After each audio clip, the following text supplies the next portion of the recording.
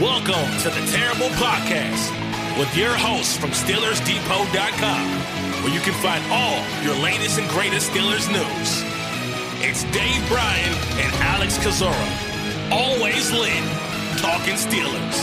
And now, here's Dave and Alex.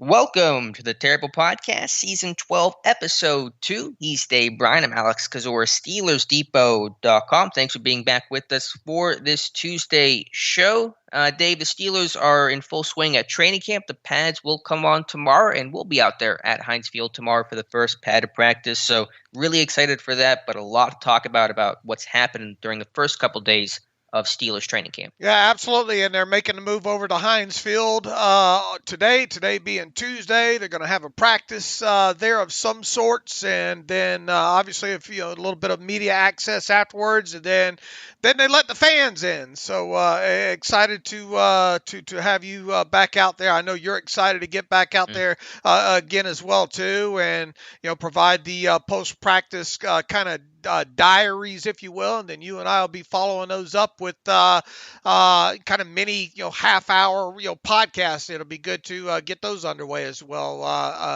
again. Absolutely. But let's talk about what's happened the last couple of days. And, it's been a lot going on. But let's start with the injury report overall in the health of this team. No major injuries that we're aware of so far, although probably the most significant one that we're aware of, at least, is J.C. Hassenauer, who got hurt. I believe it was Saturday's practice. He left early under his own power, reportedly, with some sort of knee injury. Did not practice on Sunday, was spotted wearing some sort of sleeve brace on, I believe, that left knee of his. Dr. Mel's had a couple of posts about what that injury could be, and though Tomlin has called it day-to-day, Dr. Mel thinks it could be a little more serious than that, but that seems to be the most significant injury so far is with J.C. Hassenauer. Yeah, absolutely. And boy, that it sounds like that center position got kind of thin real quick, didn't it, the other day? Yeah. You had B.J. Finney, I think, had to leave for whatever specified amount of time, and then JC as well too, and kind of judging by that limp of some video that had surfaced on the Twitter machine there, looks like he's going to be sidelined. We'll see what happens today. I mean, Mike Tomlin did say it was day to day, but that was a couple of days ago. But Dr. Mel obviously writing a post on it, as far as she can tell. We'll see, at least it's early in the process here, and, they haven't rushed out and signed anybody as far as we know yet. And who was their emergency center there with Kendrick Green away on personal business there? I believe it was Anthony Coyle, who's been a tackle guard, and it seems to be I would suppose that Kevin Dotson would be that guy, but he didn't even practice. I don't believe on Saturday either, hasn't practiced so far this year. So, they were really on their fourth and arguably their fifth string center. Yeah, absolutely. So we'll keep our fingers crossed to see if they can get some of these guys back going again, kind of early camp woes, if you will. Yeah, other injuries, again, that seems to be the most significant one. It's always tough to gauge, especially with us not being there and injury reports not being mandated and just information a little scarce right now. Antoine Brooks Jr. left Sunday's practice early, and the Steelers have had some injuries and some guys not fully working along the offensive line. Mentioned Kevin Dotson. It does not sound like Jaquim Okorafor has been in team drills. I think he's been dressed and in individual drills, but not in team. And Zach Banner, coming off that torn ACL suffered in Week 1 last season, has also been eased back, has definitely dressed, but doesn't seem to be working in team, or at least not fully in team right now. So according to the Steelers website, I believe this was on Sunday, the first team offensive line left to right was rookie Dan Moore Jr., then it was Rashad Coward at left guard, Kendrick Green at center, who returned after that excused absence, Trey Turner at right guard, and Joe Haeg at right tackle. So even the projected starting five for the Buffalo Bills game has not, in fact, worked together fully as a starting five yet this training camp. Yeah, and boy, the Hall of Fame game is now a little more than a week away. I doubt we're going to see that full-fledged five to start off with there. So one of the biggest things that we talk about when it comes to this rebuilt or retooled offensive line, if you will, is the continuity. You and I spent a little time talking about that the other day, I think. And it's more about more than just line calls and stuff like that. There's also the part of just going through the process and getting the feel down and that kind of stuff there, knowing what levels each other are, trying to learn what the right hand and the left hand are doing with each other there. So you hope to get these whoever they end up going to be the starting five going to be, and I really think it's pretty cut and dry as far as four of those five. I think really the only big question there right now is can Kendrick Green end up being the center there? But got to get those guys some good practice time together here and try to gel as quickly as they can, through the rest of the summer. Mm-hmm. Yeah, and Matt Canada was asked about that and kind of downplayed it, saying, during the season, there's going to be times where a guy goes down, and that's all well and true. But even just, the right guard, right tackle relationship, for example, being able to have Trey Turner and Zach Banner get a lot of reps next to each other could be important. So even if, someone like the left tackle were to go down, you still have that continuity between at least those two guys and their run blocks and their stunt pickup and those kinds of things. But, it has not happened yet. But hopefully, and I would anticipate that once the pads come on, you'll probably see, core four, Banner start getting some action, and Kevin Dodson probably work his way back into the lineup as well. So still a long ways to go. Right. All right, Dave. That's it from, I think, the injury standpoint of training camp. We'll hopefully have a better idea of things once we get out to camp tomorrow. Also, I think TJ Watt, Stephon Tuitt have not been in team, but they're fine, and they're just kind of getting ramped up to start the preseason. The Steelers over the weekend released their first depth chart of the 2021 season, and these things should always be taken with a massive grain of salt because they don't mean much. They wouldn't put them out except they have to. They're obligated to by the NFL, but some interesting listings nonetheless about how the first depth chart looked, and we can kind of run through your reaction to it, Dave. But to me, and this seems like a really minor point, I know, but just the fact that Najee Harris was listed as the outright running back one of this team just speaks to the volumes of the team recognizing that he is their guy, he is their bell cow, and they are not being shy or coy about that in any which way. Yeah, Mike Tomlin said as much, right? He is our number one guy, and his place of where he is on that depth chart, signifies draft where he was drafted. So nobody's surprised by this, but I understand the way they Tomlin commenting on that kind of stuff and as well there. So the only question now when it comes to Najee Harris is how much time is he going to get during the preseason, right? And I think that will be the biggest thing. Mike Tomlin tacked on a quote on top of after being asked about Pat Freiermuth, the other, the second, the team's second draft pick this year, how he's doing, and Tomlin made sure to kind of lump those two together and said, look, they're in so many words, they're doing fine at the start of camp here right now, but we'll see what happens when the pads come on next week, meaning this week here. So if indeed Najee does play in the in the Hall of Fame game, and right now I'm not sure why you would want to do that just yet, especially if he's not going to be working behind the starting offensive line there. He's only going to get a little work if he does play at all. I would imagine they would use that first game to look at a little bit deeper at guys like, Kalen Ballage, Jalen Samuels, Anthony McFarland, maybe even get Benny Snell a carry or two in there on top of it. Yeah, no, I think you'll see McFarland get a lot of action in the Hall of Fame game. I think Harris will dress and play, maybe a series or two and get a carry or two just to kind of get that first NFL game jitters and just kind of check that box off, but probably not going to play a lot. What else surprised you or was notable with the Steelers depth chart, Dave? I don't know how surprised I was that J.C. Hassenauer is listed at the starting center there. I mean, look, Kendrick Green's a third-round guy. They're going to expect him to earn this thing, and I would have probably put my bet on BJ. If there was going to be a guy other than Kendrick Green listed as the first team center, I probably would have put my money on it being BJ Finney, to be quite honest with you.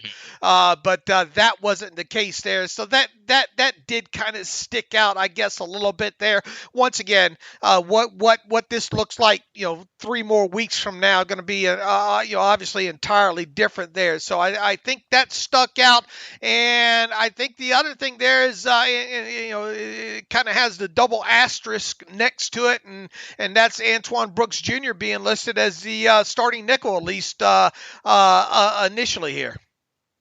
Yeah, and Tomlin has said that basically to start camp that Brooks, the sophomore defensive back, 6th-round pick out of Maryland, and Arthur Millette, the veteran signed, just about 6 weeks ago, I think it was, are kind of the two guys competing for that slot job to start. Of course, they could always kick Cam Sutton to the nickel if neither of those guys played well or there's an injury or whatever the case is. But Brooks is a guy who, we talked about James Pierre a lot during the spring, but it sounds like ideally, or the way the Steelers are trying to get this thing to go to start, is with the Steelers nickel package at corner. They want to have Hayden at left corner, Sutton at right corner, and Brooks in the slot. So we'll see if that sticks. Brooks, of course, has to earn that job. I think him in coverage is a bit of a question mark, trying to cover the whole field, all those option routes out of the slot. But if he does that, then he'll be the guy inside.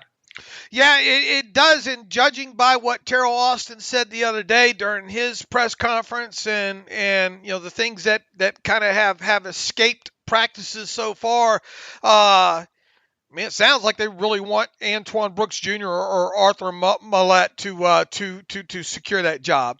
And they are prepared, however, to have Cameron Sutton go back in, to play that role, and especially if James Pierre has a nice camp. He's another guy that Austin, I believe, mentioned a little bit there during his talk with the media the other day there, that this is still an ongoing battle right now, but it does appear as though they're going to give guys like Antoine Brooks Jr. and Arthur Millette every opportunity to maybe lose the job or win the job, however you want to kind of phrase it there. But it does sound like they want Cameron Sutton, if at all possible, to stay on the outside. Yeah, and it sounds like what they really want to get is, and I think Austin was careful not to make a one-to-one comparison to Mike Hilton, but they want a bigger, more physical presence in the slot, because they're going to be, they're playing in an AFC North that runs the football so much, and they can do it out of different personnel groupings, and sometimes this allows you to be a nickel against some 12 personnel and get some athletic tight ends, some matchup problem tight ends. And so the idea is that they want Brooks to do at least some of the things Mike Hilton could. Of course, they're not the exact same styles. They're much different body types. Hilton was kind of a true slot corner body type, and Brooks is a strong safety type of build. But I think they want that benefit of Brooks being able to play the run and have those fits against the run that Hilton was able to offer this team so well. Yeah, that's another thing Austin talked a little bit about the other day. Look, you have a guy and how good he was against the run, and how physical they don't want to get too far away from that kind of skill set if at all possible there. And it's certainly understandable, because, you go back and you look at those tackles for loss that Mike Hilton had against the run over the course of the last 3 seasons there. There's some he's got more than some defensive linemen. And linebackers around the league as well too. So very, very aggressive there, and obviously they liked his timing and his ability to blitz off the edge. Look, if you're trying to get a tit for tat, if you will, and exactly replace Mike Hilton, you're probably not going to get it, at least not right out of the chute here. But we obviously know what the qualities are that they're trying their best to not lose a lot of in the loss of Mike Hilton, and I think that physical play against the run is definitely one of those. And you go back, you look at the skill set of Antoine Brooks Jr. during his playing time at Maryland. The guy played a lot in the box. It was kind of like a quasi linebacker, nickelbacker, if you will, and was physical in that portion of the field, and when asked to kind of play that role. So. And then, you broke down Millette too, and kind of Millette's specialty is more down low, sort of in a similar role like that as well.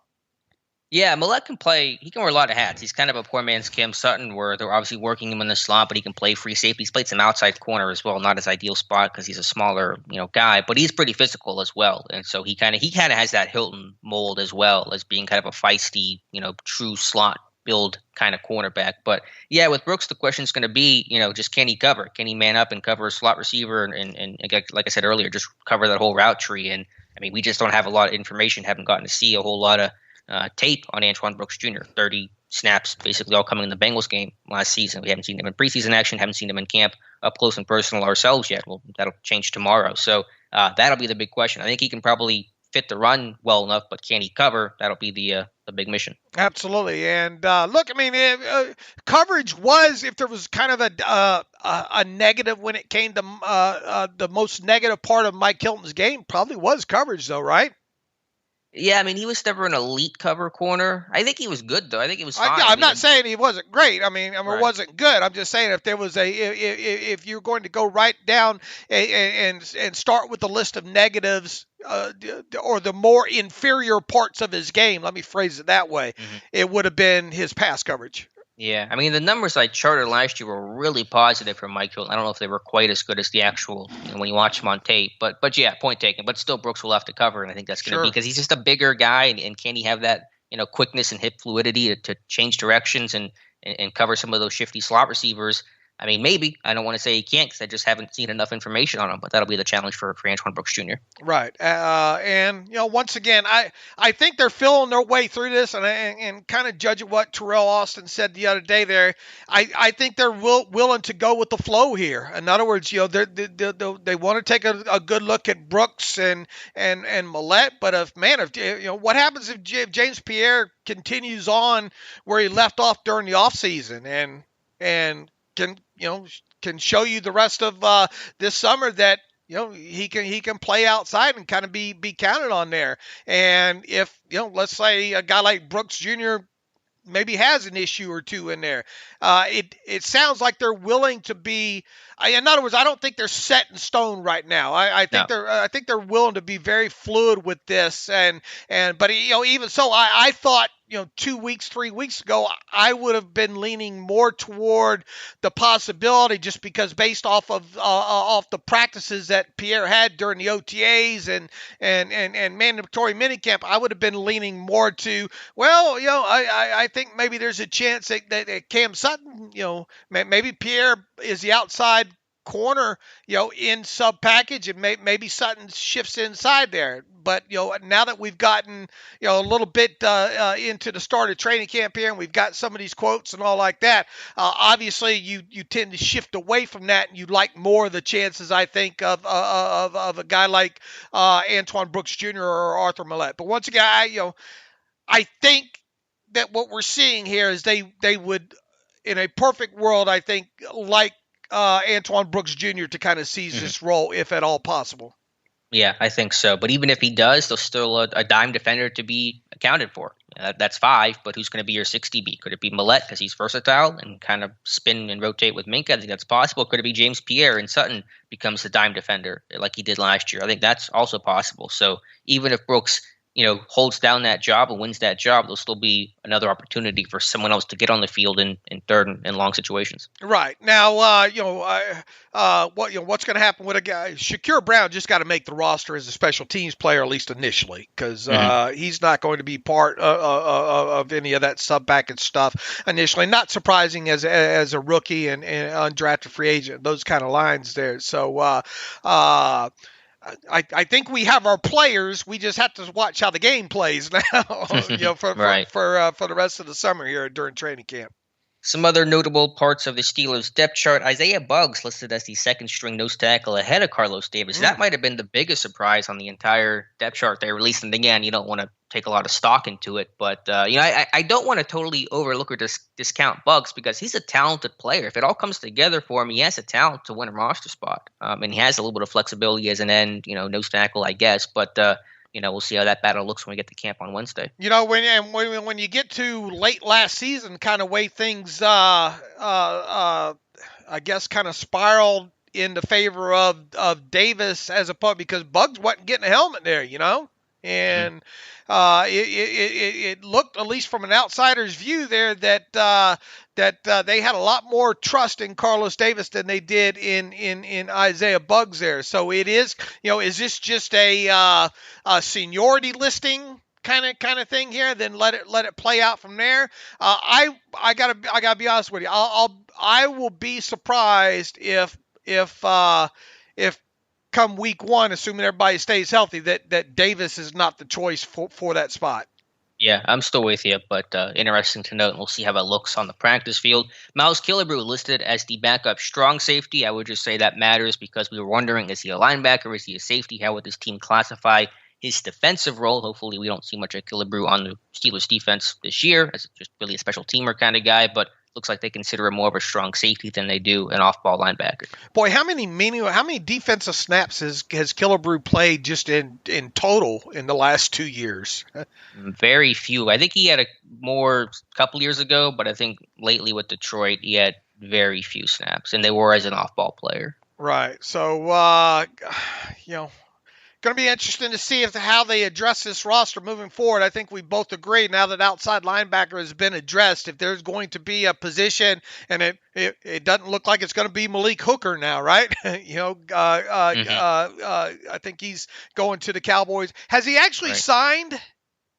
Jerry Jones basically said he is. He has to go through COVID protocol and pass all of his tests and all that. But once he does that, he will sign. So it's not officially official, but almost so. All right, because I was thinking about that the other night. I know we had to report that all signs are pointing to him signing with Dallas, but I haven't actually seen the actual transaction take place yet. But I think we would agree and have agreed for a little while here, especially since the outside linebacker depth has been addressed with Melvin Ingram there, that safety would be the next spot. That you could see, because I mean, who do they have, and what do they consider? Antoine Brooks Jr. If something were to happen, where does he fall on the safety depth chart, if at all?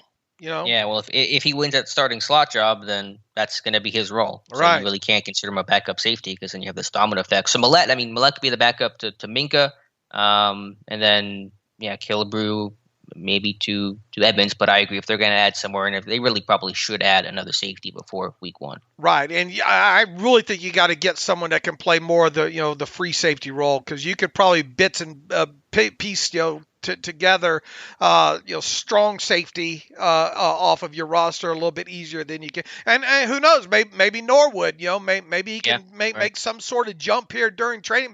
Maybe they have a lot more confidence in him. We'll definitely see, but he'll obviously probably be getting reps at that kind of more of a free safety spot there during camp. So that's another guy I'd be interested to see, or really just a position in general, how your camp diaries shake out as far as this was the rotation here. This is the second group, this is the third group here. But if there was any, I still stand by my strong assertion here, Alex, that here we are 47, 46 days left before the start of the regular season here. Somebody not on the 53 or not on the 90-man roster right now, I have a feeling will be added to this roster that ends up on the 53. I just get a feeling, and along the lines that position player would be a safety on top of there. Don't know who it is, and especially with Hooker off of the market now, but who knows? Maybe it's a last-minute type thing. Maybe it's kind of a trade type thing that we've seen Kevin Colbert do late in the process. Maybe it's a waived player, something along those lines. Yeah, I tend to agree with you. This time a year ago, Ray McLeod was not a Pittsburgh Steeler and ended up making the roster. And by the way, the last 2 seasons, Miles Killebrew has played 86 snaps on defense. All of them came in 2019. None of them occurred last season. So he's really a special teamer at his core. And that's kind of what we've basically called him the moment he was signed. That does it really matter what you? I think we agree. It's going to. Not a lot of good has happened if we have to watch Miles Killebrew play meaningful defensive snaps in 2021. Absolutely. All right, Dave, that probably wraps up the depth chart, I think, pretty well. Where do you want to go from here? Ben Roethlisberger was talking as she spoke with Sports Illustrated's Albert Breer about his elbow and just kind of how he feels going into the season, and was, basically saying, all that stuff last year I said about how good my elbow felt. Well, maybe it didn't feel as good as I thought that it did compared to right now. So Ben, has talked about how fresh his arm feels, how good his arm feels, but it's kind of standard fare at this point, I guess. Yeah, proof will be in the pudding, right? I mean, it all looks good on a quote sheet or coming out of his mouth and stuff like that. And you would expect him to say something along those lines, I think, because he did. And how many times has he already said this offseason that the difference between this offseason and last offseason, he's not had, he didn't have to throw as many footballs because of that whole rehab process. And I imagine his arm does feel pretty fresh at this point now. And even Terrell Austin said, he's hit the defense a few times on some deep balls there, and that there's nothing wrong with, doesn't seem to be anything wrong with Ben's arm as far as, especially when it comes to deep passes. So that's encouraging there. And once again, we've stated this about Roethlisberger and a deep ball for I don't know how long now. I don't think you need just to see hugely, and I don't think you should expect drastic, 4%, 5% increase in completion percentage on deep balls. But I think you do need to see that come up a couple of percentage points at least moving in the right direction there, where connectivity on passes of 20 yards or longer down the field. And once again, Ben attempted like the fourth most amount of 20-yard passes in the NFL last year. So it's not the volume that, it wasn't that he wasn't taking the chances. It was the connectivity point.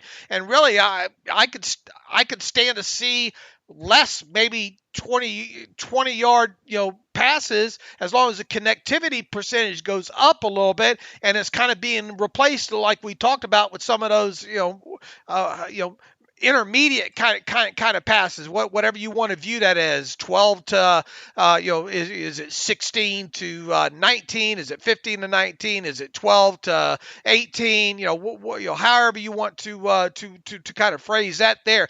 The biggest takeaway, I think, when it came to Ben's passing last year was the deep ball completion percentage overall, and then just the average depth of, as we stated, the average depth of pass attempt target, and then the average depth of completion there. Those two numbers have got to come up, and then the completion percentage has got to come up on deep balls a little bit. I mean, I don't think we're going to see, if he hits 40%, hallelujah, fantastic.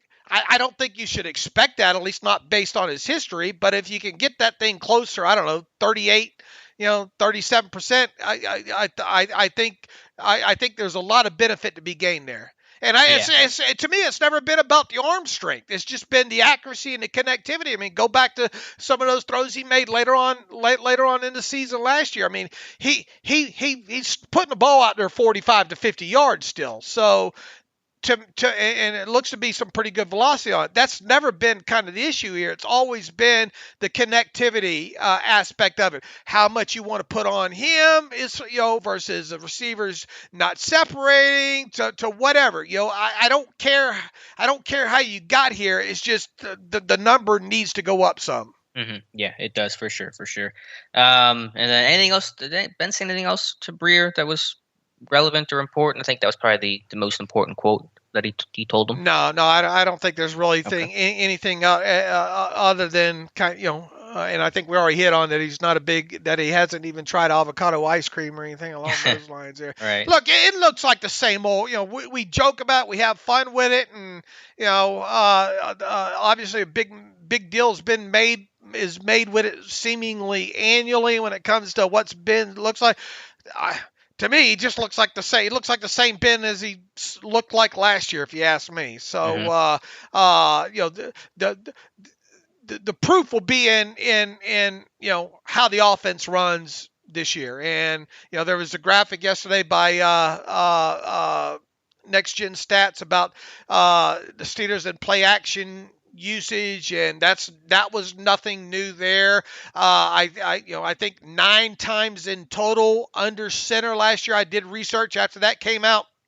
9 times under center. They used play action. And overall, I think his stats were good, to be honest with you. I think it was something like, 7 of 8 or something like that on 9 under center play action drops, along those lines. So if your running game's working, once again, I think it all starts with the running game with this team. And if they're able to establish a run early in the games, I think it's going to have kind of trickle down effect on the rest of the offense there.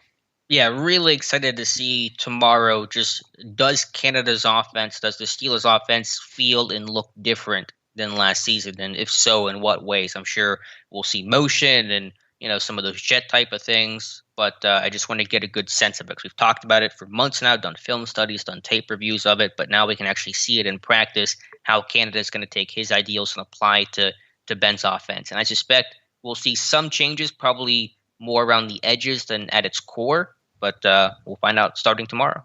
Absolutely. Excited. For sure.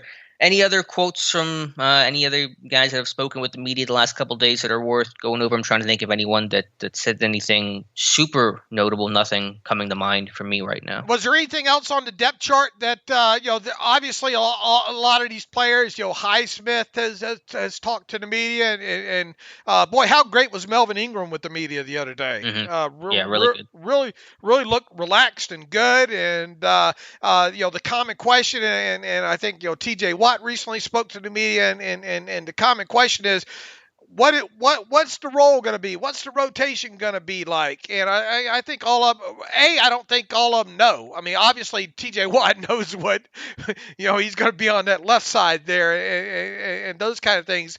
Are people making too big of a deal out of who technically starts opposite TJ Watt? I mean, I guess the answer to that will be yes if the rotation is pretty 50-50. But, I mean, I'll definitely have my eye on, assuming Watt practices on Wednesday, what that rotation looks like to start camp. I mean, Ingram's going to play, right? He's going to play. I mean, you're not paying him $4 million, I don't think, to play 10 snaps a game. Personally, he's going to play. There's going to be a healthy rotation. You've got to make constant attempts to try to get Watt off of the field as much as you can. Although it's probably going to take some sort of piece of machinery to get him off the field in some certain situations, because he's just not going to want to come off the field there, though. But look, I mean, you got a very experienced guy in Ingram. As long as Ingram stays healthy there and can still have kind of that burst and pressure the quarterback. Like, look, the numbers weren't great last year, but he was still able to get after the quarterback. I mean, that was at least evident there. And then you have the things that you can do and moving him around, kind of stand him up and amoeba type of fronts there and all like that. I mean, this group of 3 got, drastically better in the last week by the addition of Ingram, because Ingram, Watt, and Highsmith is just night and day difference than Watt, Highsmith, and Cassius Marsh. Mm-hmm. So you can have a rotation now. You really couldn't rotate before, except when you had to give a guy a break. So I mean, yes, it's going to be quite interesting to watch how that shakes out. But I do think a lot of people are putting a lot of onus on who starts. Mm-hmm. Yeah, but according to all those guys have been asked, Highsmith, Ingram, Keith Butler, and no one's given a straight answer. So I guess maybe they're wanting to evaluate Ingram, see where he's at, obviously, but nothing has been set in stone in terms of how that'll look this season. How surprised would you be if Ingram lined up as the first snap out there? Yeah, I'd still be surprised. I'm still expecting Highsmith to get more snaps than Ingram. I think Ingram plays, because he is 32, he plays 25 snaps a game. That gets him, 400, 500 snaps on a season. That's almost 40%. That's kind of where I think Ingram's going to be at. Because, again, he'll rotate with Watt as well, because Watt, is going to play 75% of the time, but at least 25% of his snaps, whatever that is, 10 a game, just for Ingram to replace those alone. So there's still a lot of snaps to go around, even beyond the rotation between Highsmith and Melvin Ingram. All right. All right, Dave. Speaking of Melvin Ingram, interesting note on his contract. It was initially announced, and it still is, a 1-year, $4 million deal. But we've now learned the Steelers have added voidable years to that contract to spread out the cap hit over multiple years, the way they did with Juju Smith-Schuster and other players.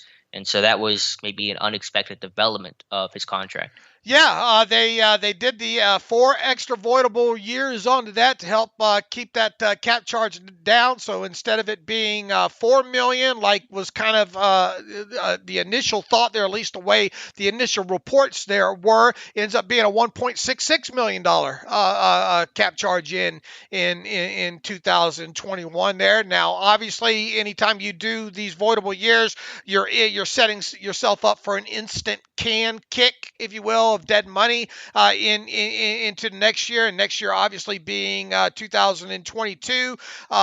He is now the 4th player, Ben Roethlisberger, Eric Ebron, Juju Smith-Schuster, and Melvin Ingram, who have contracts that are set to void next offseason. I believe at least 3 of these guys, and that includes Ingram, would be like 5 days after the Super Bowl. I don't know if we got I think Ebron might have been the kind of one we don't know for sure as far as the actual void date, though. But I mean, it's obviously before the start of the new league year, whether it be late March or 5 days after the Super Bowl there. But as things stand right now, you have an instant kind of $2.34 million dead money hit when it comes to Ingram in 2022, because you chose to do the 4 voidable years in addition to 2021. Right now, Alex, this team has $22 million or $22.184 million in what's really set up to be dead money for them in 2022. They're based off of doing the voidable years with these guys. Yeah, it's a considerable amount. But so I guess the number one question people will have when they see Ingram's deal was added with those voidable years is, why would the team do this? That's a great question. I think we'll be better equipped to answer this after we see what transpires in the next 40-something days here. Is this an attempt maybe to get themselves in a spot where maybe they don't have to restructure the contract of let's say, Stephon Tuitt and Chris Boswell? Look, you don't save a lot with Chris Boswell there, around $1 million or so. Obviously the bigger savings is with the Stephon Tuitt, something like 3.9, almost $4 million in a full restructure with him. Maybe they're trying to make an attempt where, because they are right now cap-wise, when you look at what's remaining as far as kind of predictive future cost for the cap and where they're at as far as the shape of the roster, you're at that kind of area right now where they just might could get by without having to restructure a guy like Tuitt and Boswell. Mm-hmm. Now, playing a big part in that obviously will be the T.J. Watt contract, right? And we're both still on, and have been for a while, that's going to get done here before week 1. How much additional cap space, if any, will a Watt deal use up? Obviously, if it uses up another $2 or $3 million in cap space, because Watt's already on the books for 10.089 cap charge. If the result of his extension is that cap number going up by a couple million, well, then that eats into your cushion, and that, of course, increases the likelihood that they'll restructure the contracts of Tuitt and Boswell. Conversely, maybe they're not done. We talked about maybe another safety. Look, you can still add a couple players to this roster with $2.5 million cap charges and be and have room to do it after displacement or whatnot. I mean, there's still room for them to do that. So to answer a question of why they would take a guy with just a $4 million salary or $4 million payment, in 2021, why they would do the voidable year aspect with him at this point of the offseason. Once again, I think it's going to be easier to answer that question long after the fact than it is to just kind of guesstimate right now.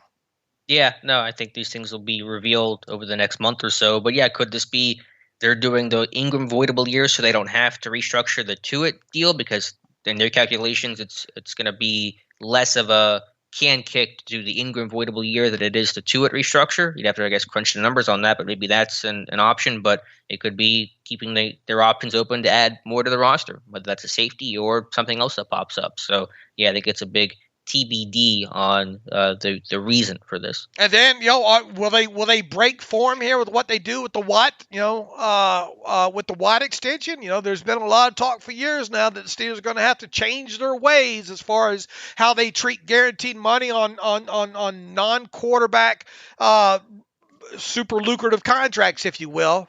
So when is that line in the sand finally going to be drawn? I mean, it would be a perfect. They have broken a lot of tradition recently, right? With talking about the voidable years, talking about the players over the defensive players over the age of 30 for more than minimum. You want to talk about a lot of kind of trends that this team has bucked. This offseason specifically.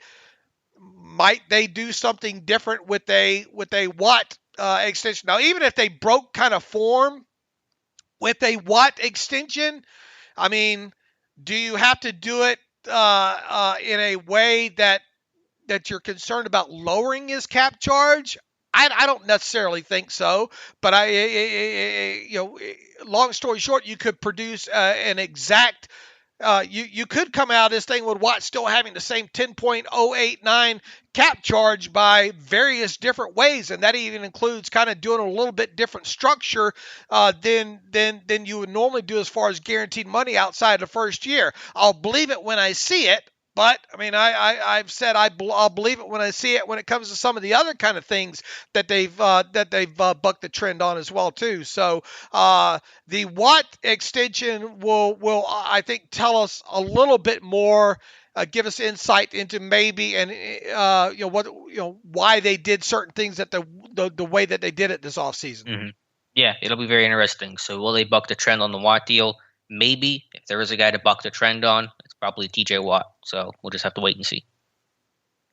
All right, Dave. Anything else from the last couple of days, whether that's camp or quotes or any other news? I think we hit on the big things. I mean, there were a lot of guys talking. More players will talk today. I think, Eric, it's a tight end day for the media. It's Ebron, Freiermuth, and tight ends coach Alfredo Roberts. So heard some early good stuff on Freiermuth. Obviously, things will be different when the pads come on, but it sounds like he's impressing to start camp. Yeah, more than anything, big catch radius, and that's kind of one thing that we knew with him, right? You throw it anywhere close to him, he's going to bring it down. The other real positive thing on him coming out of college was the red zone production that he had there at Penn State. So that's obviously a huge plus there, and in so many words, as Mike Tomlin said, we'll see what happens when the pads come on here with this group moving on over to Heinz Field there.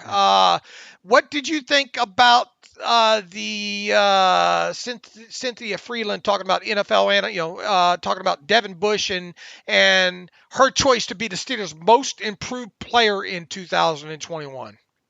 Yeah, she chose Devin Bush. I thought that was a good choice. I thought Bush was playing well in the first, 5-6 games last year. I thought you were seeing growth and development, still some areas to grow and improve. But I think she mentioned in coverage, and you definitely saw a jump in coverage from him year 1 to year 2, even in a relatively smaller sample size. So him just getting more comfortable with carrying guys vertically, playing the ball in the air, and just kind of feeling more comfortable and more confident. You definitely felt like that was a big jump he took from his rookie season to last year. Okay, and if let's say she only chose one per team there. Let's say he was the defensive choice there. Who would be your offensive choice to potentially have the most improved season in 2021? It's a good question. I mean, I'm excited to see Kevin Dotson over a 17-game season. I don't think he struggled last season, and I just think you'll see hopefully his talent on a more longer-term stage. And I think if Deontay Johnson cleans up some of those drops, you'll see a more consistent game from him that'll just have less variance and just still have a lot of high-level play. So I guess I'd go Dotson just because he'll play over the full season, hopefully. But I think you go Deontay as well. You wouldn't go Claypool in any of that. I kind of figured I figured a lot of people might go the Claypool route, or what even about Chukwuma Okorafor? Is there any chance that because of the move to the left side from the right side, his more kind of natural side, if you will, that could potentially produce a most improved player? Sure, I think it's reasonable to expect all those guys we just mentioned to improve. A lot of those are second, third year guys that should be making jumps and getting a lot of playing time. So yeah, I think Claypool could easily make jump, and hopefully you see that as well. But I think with Deontay it'll just be more obvious, because if he can clean up those drops, then you'll really just be able to notice that he's not making some of those mistakes that get him sent to the bench. All right, and what about some of the things Bart Scott had to say this last week? Yeah, it was interesting. He was, obviously had a really good rivalry between the Steelers and the Ravens, and a lot of trash talk. But Scott said a lot of good things about Ben, and how people and fans don't appreciate him, and probably won't fully appreciate him until he's retired and he's done playing football. And had a great story about Renegade and just the impact and power of Renegade, and that was a pretty fun story he shared. Yeah, if you haven't read it, make sure you read it. Talking about Bart Scott saying that a couple of third quarters when and he obviously played with the Jets and the Ravens there, saying, boy, playing in Heinz Field, and once they played Renegade there, he's seen a couple of his quarterbacks, what's the best way to put it, mess themselves a little bit. Poop their pants. Yeah, I'll just full quote there verbatim. Yeah. So yeah, someone said we should do a study to see how much Renegade actually impacted offenses. Is there a real impact of Renegade? And that'd be. I wish I would have known about that a couple months ago. So I would have done that study in the offseason, but now in camp probably less so. Right. And he also said, Captain Obvious statement. Boy, Steelers fans are going to miss. In so many words, the Steelers are going to miss Ben Roethlisberger when he's gone. So most definitely there. All right. What else do we have?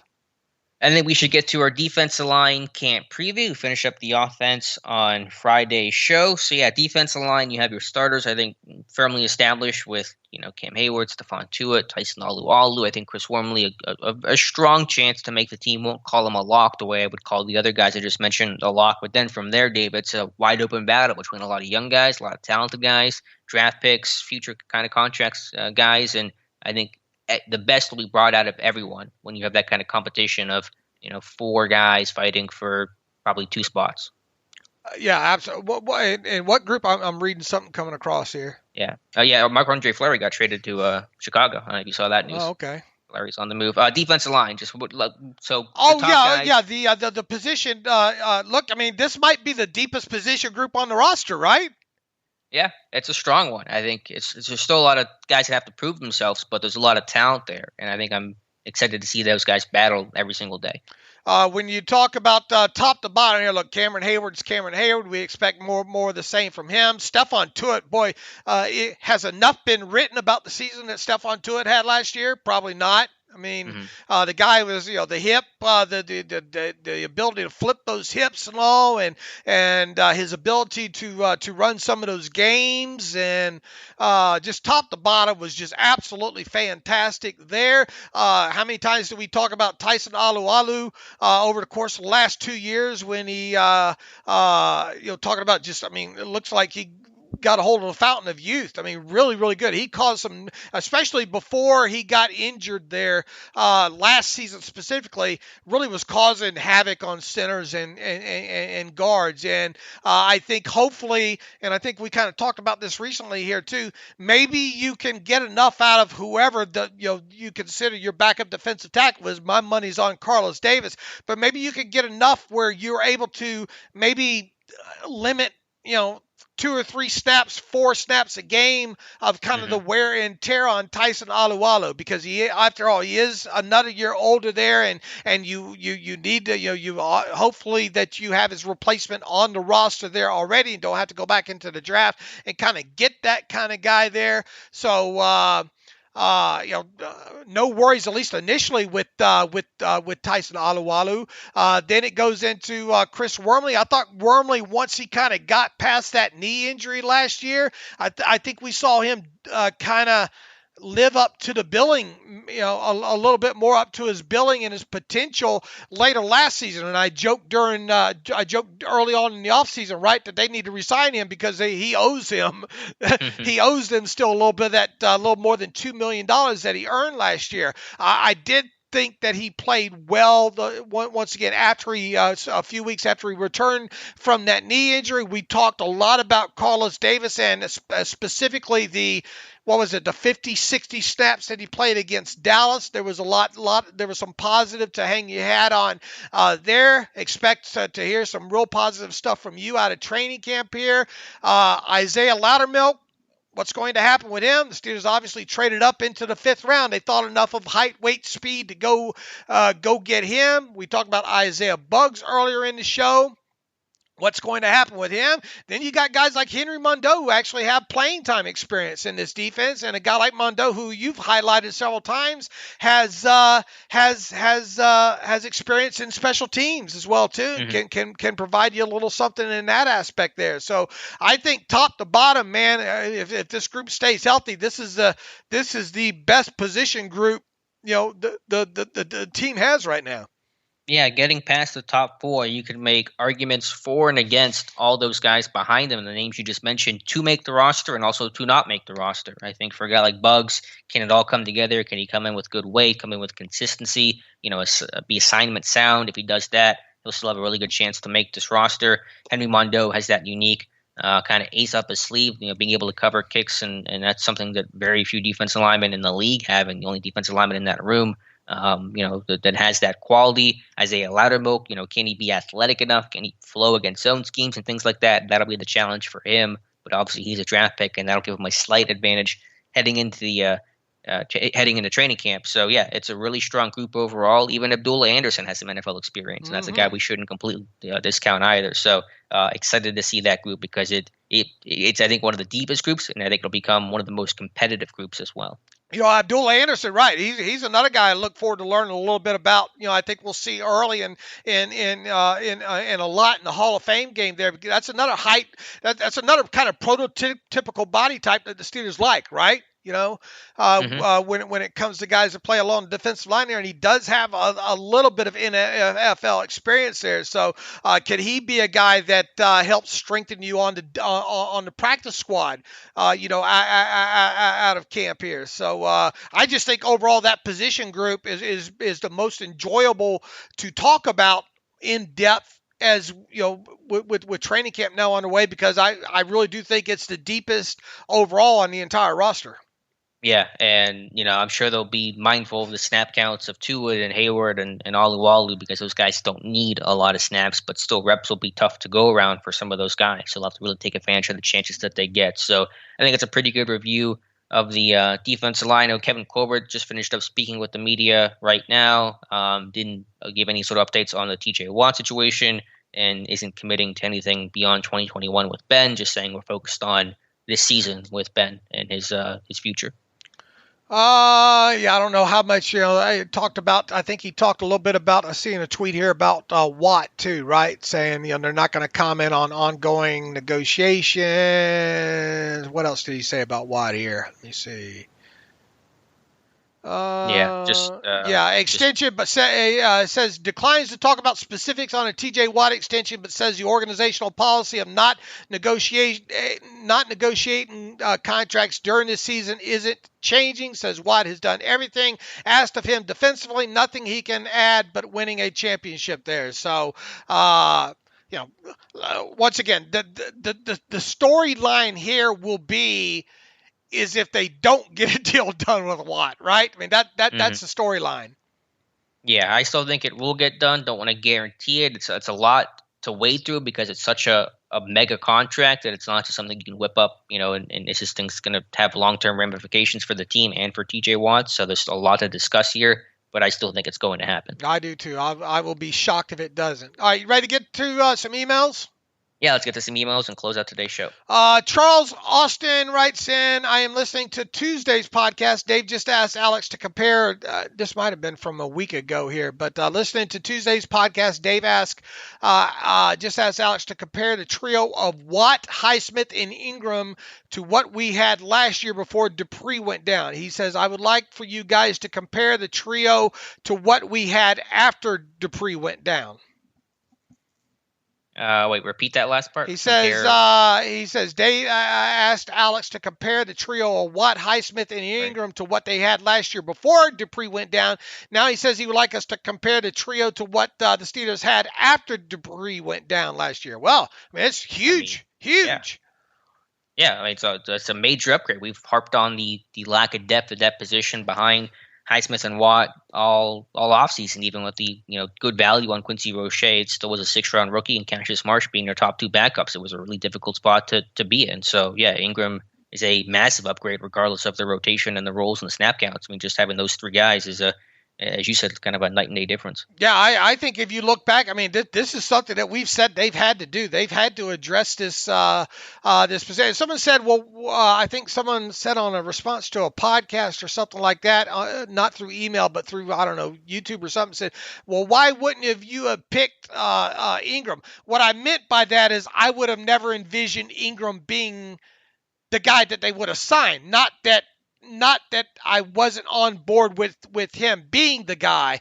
I just never would envision that he would have been in their market wheelhouse, I guess. Because he was 30 plus. Right. A, because he was 30 plus, and B, because probably was going to cost about $4 million or so. It wasn't that I couldn't envision Ingram being the guy from a talent standpoint. It was just I didn't envision him being the guy, a candidate because of the other things associated with him. So right. I think somebody maybe misinterpreted kind of what I meant there. Right, gotcha. But yeah, again, just big upgrade overall. Jeff Berg writes in, I was wondering how Antoine Brooks Jr.'s measurables match up to Mike Hilton's, and also how the respective combine numbers compare now that Tomlin mentioned Brooks Jr. will start in the first preseason game. I mean, they're different body types. Brooks, like I said earlier, is that strong safety type. He goes, 5'11", 225, I think is what Brooks was coming out of Maryland. And Hilton was 5'8", $180, I think, coming out, and maybe a little bit heavier as he got in the NFL, probably in that 185, 190 range. So, I mean, they are, they may have similar styles in some sense of the word, but they're definitely different body types. Okay, let's see here. Jason White writes in, I've been listening to you guys for the last 5 years. You have a great analysis and understanding of the Steelers organization. Always watch games at surface level and don't pay too much attention to specific players, formations, etc. He says he has access to Game Pass and wants to take advantage of it. Are there any resources that explain the best way to rewatch or watch film in general? He says, I love listening to the way you and Alex break down plays and would really like to be able to try to understand tape better on my own. Boy, Jason, man, for at least for me to tell you to watch tape a certain way, Alex and I probably watch tape entirely differently. Well, how do you watch tape? I like to go through all the offense first and things that I focus on initially is I like to get I really like to focus in on the offensive line play first. I will say this, if there's any big plays that happen during the game, I always try to break those down first. What happened in a coverage, a big run, anything that might have been game changing, I will just try to go look at that play from all different angles and see what happened there. And then beyond that, I like to go through all the offense tape and then the defensive tape. I usually start with the offensive line, then get into coverage there. So it's just something that the more that you do, the more that you do, and you'll probably start getting your own little things that you kind of focus in on. I think the biggest thing, the hardest thing for someone to start going from, let's say, TV tape to all 22 tape is the old saying that Pat Kerwin used to say, take your eye off the football, because we're kind of trained as fans over the year watching the game on TV that we tend to watch the ball more than we do everything that goes around the ball, because you want to see what happens on the play. It's just kind of human nature to follow the ball, So I think that's the biggest adjustment people will have initially when going from watching TV tape to all 22 tape is you should already know what happened on the play if you watched the game, a couple of times there, is try to focus on what's going on away from the football, I think. Yeah. Yeah, I would just say, well, first of all, none of us can use NFL Game Pass at this moment because it's down, because it's a terrible service. Hopefully it'll come back before the Steelers play their preseason game. I would just say, yeah, it's just to actually go ahead and do it and not get too paralysis of the analysis and, I have to learn how to watch tape this way or that way. Just start watching, and that'll just kind of get you in the rhythm of it, and then take notes. Don't try to, if you're just watching and not writing down, you're not going to, A, remember anything, and B, you'll be a lot more passive of a watcher because you're just kind of just watching, not actually actively writing and observing and trying to find things to write about. So take notes, write them down. You remember it better. You can go back and look at it later and things like that. But just actually do it is the best advice to give. And it is easy to get caught up into all 22 and start watching again as a fan. And 7 plays go by or 12 plays go by and you go, whoa, wait a minute. What did I just watch? So yeah, note taking is always important process of that as well too. Just start watching the tape, man. That's a good place to start, Jason. The fact that you got Game Pass and you're willing to take advantage of it and spend time in it, that's a good initiative enough. So just start watching and learning. If you have any more questions, obviously shoot them along. But I don't think two people you get the same analysis of how exactly they watch tape. Yeah, no, I totally agree. It's a good place to start, but make sure you're actually following through once Game Pass gets up. Brian Tate writes in, what would Dave and Alex do? I know you don't like these questions, but I was hoping to get it in before training camp picked up so you could comment. Assuming, like I think you are, that this is Ben's last season and Aaron Rodgers seems to be done with the Green Bay after this year, would you go hard after Rodgers in the offseason to bridge the gap while we still have this great defense in place? P.S. You provide the best Steelers coverage out there. Keep up the great work. Thank you for that, Brian. Look, I just and we don't know all the specifics of what's going to happen with the Packers and what they're going to do with this Aaron Rodgers contract to kind of appease him and those kind of things there. But I from best I can garner that the actual contract would not void. Now, obviously, this could change.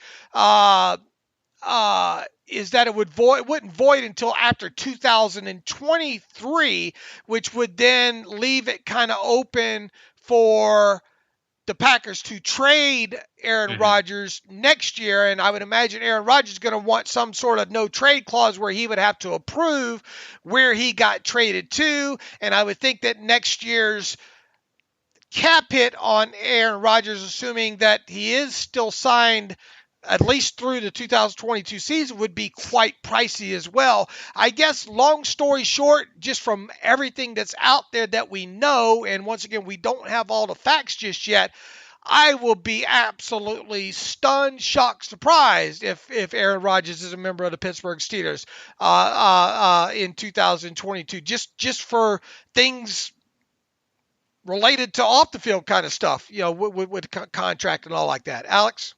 Yeah, I think the odds are pretty low, but man, if Ben does retire and you have a decent amount of cap space, which his team will, I think you got to at least check, at least ask. I mean, I'm not saying you have to do it or that you're going to kill the team for not doing it, but I mean, if you could bridge it and you have a talented team you're able to retain, it's hard to at least not investigate that if you're the Steelers. Well, yeah, I mean, any good good general manager, front office guy at least would I guess look into it.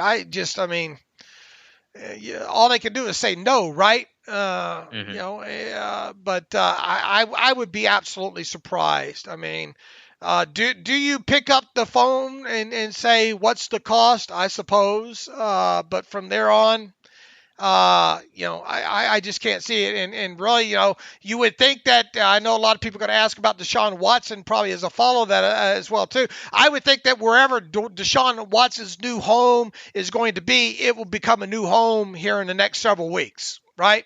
So I don't envision Deshaun Watson being a question of a landing spot a year from now, because I think he will have already landed in his landing spot. Yeah, I mean, I don't know how that situation's going to go. I mean, maybe he gets dealt before the season. That probably makes the most sense. But who knows what everything legally off the field he's dealing with right now. But yeah, I'm sure it's a topic that will come up this time in the offseason. Let's see, Exorus the Great, or Xerxes. That's how you pronounce it. He goes by Xerxes the Great. Okay. Podcast question. Dear David Alex, diehard Steelers fan since 1974. He says, I'm from Dave's generation, so I get all of his reference. We probably even played the same Steelers Cowboy electronic football game. Boy, weren't those a blast. Yeah. Did you have the patience to set all those guys up to run that many plays, though? Or did you just put Alex, you don't even know, you never dealt with one of those old style electronic football games that had the vibration and all like that there, and you would lose some of the pieces and lose that little foam or cloth football, and you could never get the kicker to kick right. Just, it was a mess there. But anyway, I love Steelers Deep on the podcast. It gets me through my morning walks, excruciating off seasons. It's refreshing to consume content from people who truly understand the Steelers. So thanks. He says, 2 questions. Dave, what kind of work were you in before launching the podcast? Well, right before launching the podcast, I'm basically retired, kind of minding my own business there, getting into kind of developing some web stuff, more of a line of hobby, and one thing got into another thing.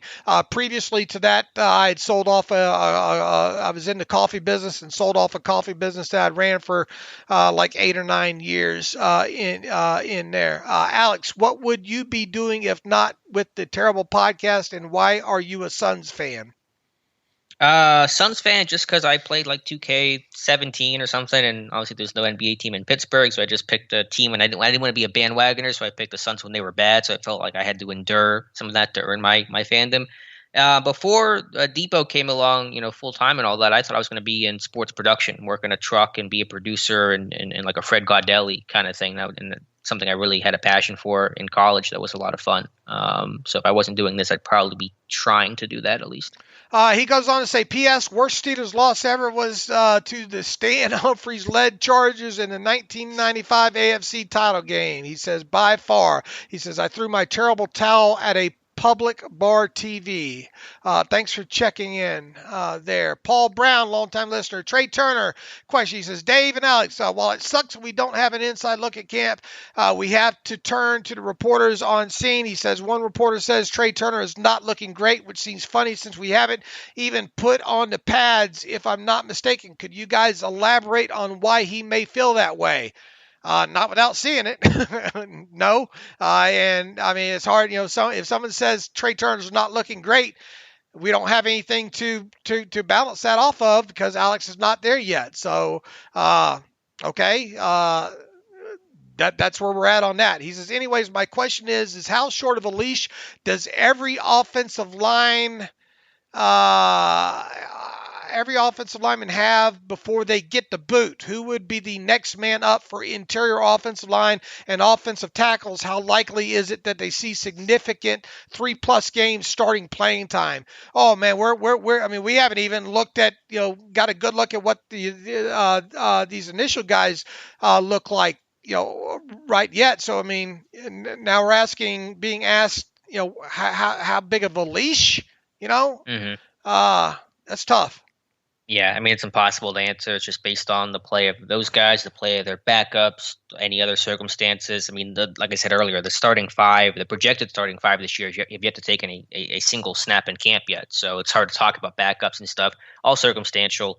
And then to the first point about Turner, I don't have any information to agree or to refute that. I would just say is that A, the pads are not on, as you mentioned. B, people were getting on Steven Nelson back in 2019 after a bad first day, a practice and everyone freaked out. He turned out, fine overall. And then C, remember Turner was not with the team in the spring, so he's behind those guys in terms of getting ready for being in shape and picking up the playbook and understanding the offense and stuff like that. So that can lead to some additional mistakes. So just everything in context right now. Let me get one more in here from Austin. Writes in, hey, Dave and Alex, longtime listener here from Kansas City, Missouri. 2 questions. How do y'all see the running back snaps playing out in the Hall of Fame game? Does Najee get the start and play most of the game? I'd also like to see a lot of Anthony McFarland Jr. as well, he writes. He also says, does Marcus Allen have a clear path to making the 53? One of the most interesting players on the roster to me, he writes. Seems to have size, athleticism, and physicality,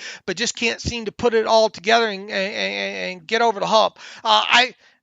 You could draw out scenarios where Marcus Allen does not make the 53. So I don't think it's a slam dunk that Marcus Allen makes it. I like his chances, but I think he is one of those players that you could put, that you could potentially see it go either way there. Running back snaps, we've talked about that a little bit so far, Alex. So I'll let you take the rest of that. Yeah, I think if Harris plays, it'll be maybe a series or 2-3 carries at max. I think we'll see a lot of McFarland. Probably McFarland, I think, will lead the team in carries in the Hall of Fame game, and then obviously Snell and Ballage and a little bit of Trey Edmonds probably potentially as well. But I think McFarland's going to be the lead back for that game against Dallas. All right, and I concur with that.